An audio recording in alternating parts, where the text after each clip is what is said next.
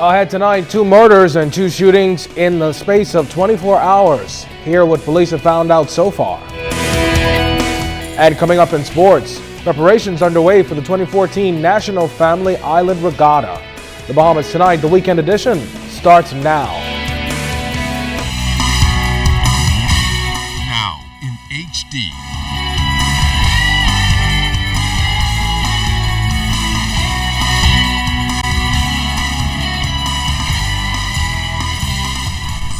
Network presents The Bahamas Tonight. This portion of the news brought to you by BTC Everyday. Good evening, everyone. I'm Candino Knowles, and welcome to The Bahamas Tonight, the weekend edition. Crime tops the Sunday news as police probe 2 overnight murders, proving crime continues to wreak havoc in our communities. Both homicides happening just hours apart in the southern and western portions of New Providence. Clint Watson was on both crime scenes and has details in tonight's top story. Police are looking for clues that can lead to the person or persons responsible for 2 separate homicides late Saturday night into Sunday morning. In the first incident, shortly after 11 p.m., officers were called to the Garden Hills area, the corner next to Little General's convenience store off East Street South. There they met 3 victims in a champagne-colored Honda Accord vehicle suffering from multiple gunshot wounds about the body. The occupants were inside the vehicle, which was parked outside of a home. According to reports, one of the occupants of the car was being dropped off at the house, and upon arrival, 2 gunmen pulled up in an SUV and opened fire on a car, shooting the male driver fatally to the head and body, and critically injuring a male and female passenger. The fiancé of the deceased was unharmed. The suspects reportedly had a high-powered weapon. When ZNS News arrived on the scene, the fiancé could be heard screaming and crying. 2 ambulances also showed up at the crowded area of onlookers, and police attended to the injured passengers. They were soon taken away and into surgery where they're listed in critical condition. The deceased remained behind the wheel of the car as investigators processed the area. On the scene, Superintendent of Police and Officer in charge of CDU, Paul Roll, updated reporters, saying this was not a random case. Well, this is a safe community. The driver in this case was dropping a person home, so this doesn't appear to be an armed robbery. So, it's preliminary at this stage, and so we just need to follow our intelligence and see why it happened here. Okay, I don't believe it's random at all. Superintendent Stephen Dean also noted that increased saturation patrols have made it more difficult for criminals to get away, particularly those who travel with illegal firearms. However, he noted a need for increased surveillance in the southern areas like Pinewood and neighboring territories like Garden Hills. However, he appealed for more support from the public. We want to reassure them that our divisional commanders have all been ordered by the Assistant Commissioner Uniform to mount operations in their respective areas. And I can tell you, based on the operations that have been mounted over the past couple of days, we have seen numerous persons being arrested, drivers being cited, a number of vehicles being stopped and searched. We've recovered a number of firearms. We want to reassure members of the public, put the clarion call back out to the public that the police are the public and the public are the police. We still need the public cooperation in all of these matters. Crime will not be solved alone by the police. It's not just a police problem or a government problem. We want to say. And just as police were wrapping up investigations into a homicide in Garden Hills, they were then called to yet another homicide, this time in the Yellow Elder community. Officers responded to this street here where they met a male sitting in his vehicle suffering from apparent gunshot wounds about the body.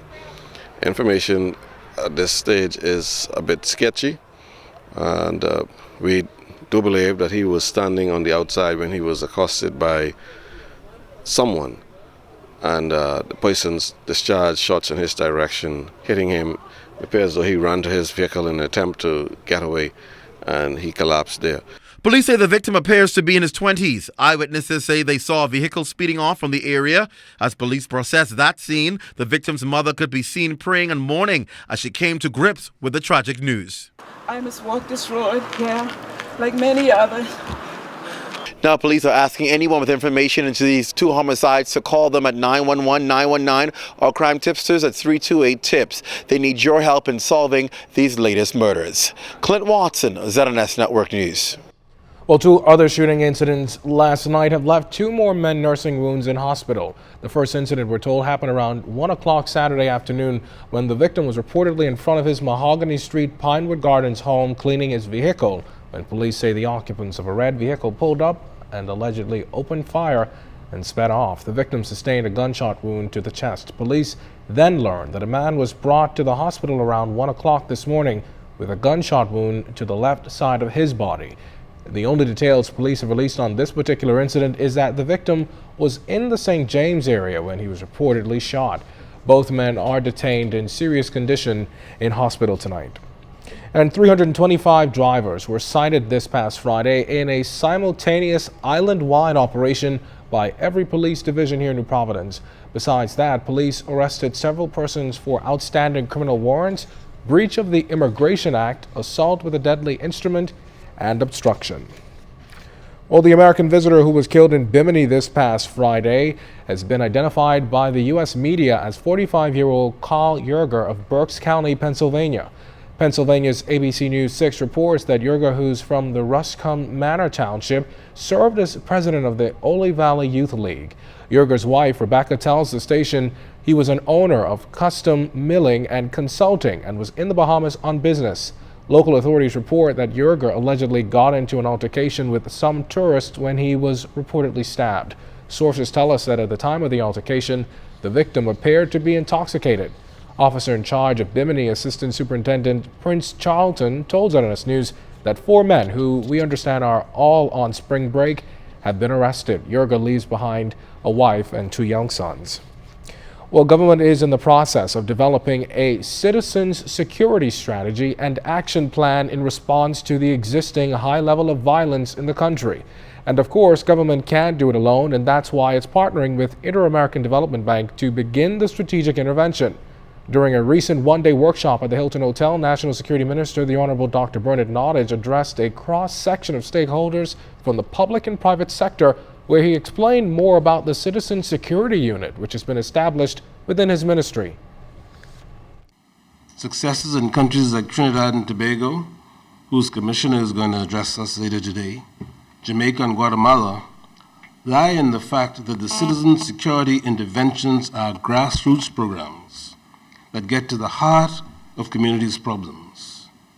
There's dialogue with the people, and to help them in establishing community action councils, which initiate discussions and arrive at solutions which are community-led and community-driven.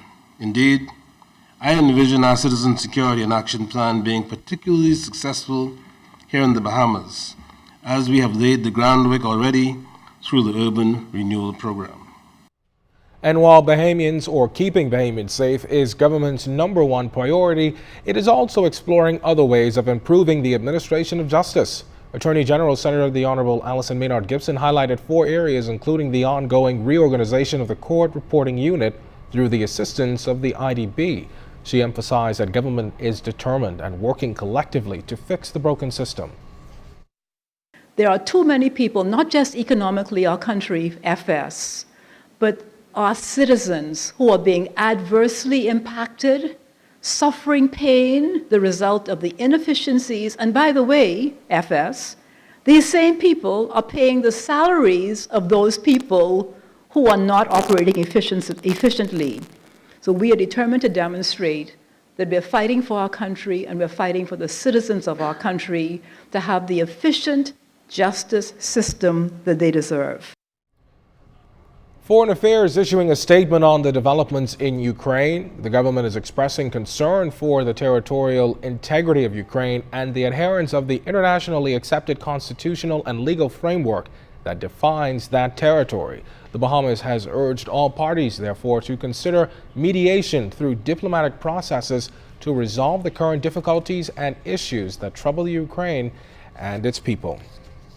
Environment and Housing Minister, the Honorable Kenred Dorset, is back from Mexico after attending the 19th Forum for Environmental Ministers in Latin America and the Caribbean this past week. While there, Minister Dorset urged the United Nations Environment Program and the Economic Commission for Latin America and the Caribbean to appreciate that the vulnerabilities of Latin America are different from the Caribbean. He informed the gathering that approximately 80% of the Bahamas is within 1 meter of mean sea level. Therefore, the adverse impacts of climate change and sea level rise is real for the Bahamas, and action must be taken now, as it will not only affect our way of life, but our country. But when the weekend edition continues, no standing room could be found at the Exuma Music Heritage Festival on the weekend. We've got the highlights after this break.